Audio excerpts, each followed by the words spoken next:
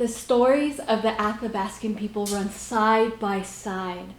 They're all interwoven, concentric circles that expand out generation upon generation. They've been shared with me by my elders since I was a little girl. I remember once sitting at the feet of an elder who had just turned 100 years old. 100 years old. Think about that. A century of stories to listen to learn from. I listened to that elder tell me the origins of our people, how the climate moved year to year, all of the choices that let us live within the environment harmoniously. When we lived by the old protocols, we saw great abundance. We saw beauty. We saw cooperation between nations and tribes.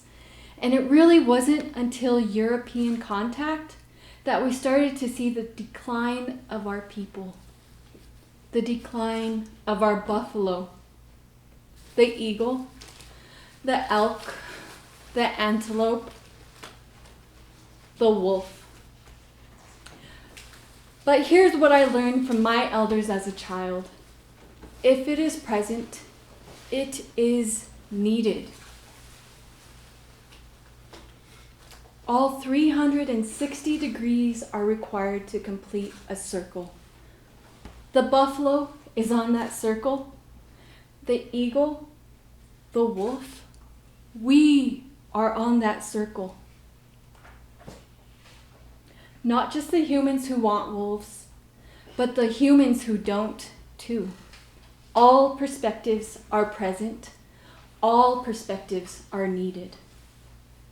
So when I think about how we live with wolves today, I remember the stories of my elders and what they told me as a child. Like the one of the sheep herder taking his flock out to the hills. He's crossing the desert. He's looking at the yucca, the sage, the rabbit brush. He hears something. He looks. He sees a rabbit.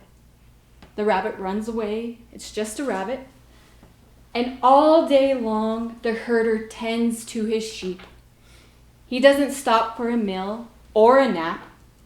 But up on that hill, just beyond the valley, is a wolf. He watches. But why would he come to the sheep if they were well tended? The responsibility of the herder is to ensure the safety of the sheep. He never has to be concerned about the wolf because the wolf is over there. If he hears him howling with the pack, the sheep herder knows to howl back, to let him know he is here. But the wolf is hungry. The pack is hungry. His mate just had all these beautiful babies, and he needs to feed them. There's a need there. It's not a want. It's not a destructive pattern to take dividends from someone. It is simply that the wolf is in his home. The wolf is listening. Does he hear anything over there? A pack of dogs? A human? He hears nothing. And guess what? One of the sheep stumbled over a rock and broke his ankle. Happens a lot out there in the desert. Wolf smells blood. Well, the sheep herder, after a long day of working and not resting and not eating, decided to eat a whole big thing of cheese and bread, and now he's snoring away, snoozing under that tree. That juniper smelled so good. He couldn't help himself. So the wolf comes. He brings his family, and they have a meal because that sheep had a very bad break. That sheep wasn't going to survive.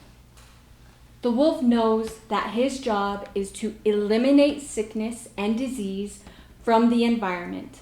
So he feeds the sheep to his family. And then that little sheep herder wakes up and he's so mad at that wolf. But wait a minute. If he had been watching, the wolf would have never come. The sheep herder could have been singing a song. He could have been whistling a tune. He could have howled so that the wolf stayed away from his area. Everybody in that story had an accountable responsibility. The sheep herder needs to protect his herd for profit and to take care of his family. The wolf to clear away anything that might cause disease and to feed his family. They have more in common than they have different. It's about the collective. It's about one another. How do we get through all of this together? Because we need each other. It's not political talk, not Democrat or Republican, blah, blah, whatever. No, this is much older than that. This is much older than politics. This is survival. This is thriving. We could have beauty and abundance, plenty of wolves and cattle. They could figure it out, a way to adapt to each other. But we, as five-finger human beings, we have to also see each other in this process. We have to think not just about our lifetime, but 7 generations ahead. It is all one spiral of life, not just a circle, but a spiral of interconnection swirling between them, reciprocity, symbiosis. We have things in common with the wolf, tribes, family, individuality. We have to work together. It is not about the wolves' survival in Colorado. It's about everything's survival based on whether or not human beings can be humane enough to work together. And what is the use of 5 fingers, a voice, and a mind that can think if we do not steward? If we are only here to take or to control, we lose sight again. The circle is not complete without every current being that is here. If it is present, it is needed. Thank you.